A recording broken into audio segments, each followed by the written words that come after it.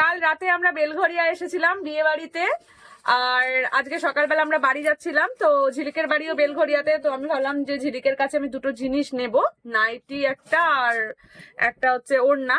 তো আমি ভাবলাম যে সেই দুটো জিনিস আমি নিয়ে যাই, অ্যাকচুয়ালি ওইগুলো বিক্রি করে। তো আমি ভাবলাম যে ওর কাছ থেকে ওই দুটো জিনিস আমার খুব পছন্দ হয়েছিল, তো ভাবলাম যাওয়ার পথে ওটা নিয়ে যাই।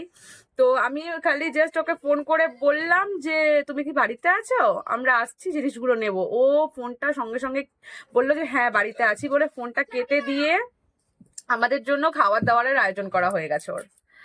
তো মানে এসছি, আসার সাথে সাথে এই দেখো না চা দিয়ে দিয়েছে, এই পুরো ঘন চা, গরুর দুধের পুরো ঘন চা দিয়ে দিয়েছে, সাথে পুরো বিস্কুটের কৌটোটা ধরে দিয়েছে, আর লুচি আর আলুর তরকারি করছে ওইদিকে।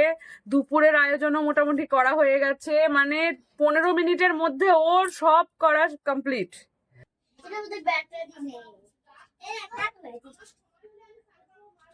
চা খাচ্ছি, বাইরে তো ভীষণ গরম, মানে একদম বেরোনো যাচ্ছে না, এত গরম। ঘরে এসি চালিয়ে বসে আছি, বসে বসে চা খাচ্ছি। এটা ঘর না, এটা ঘর না,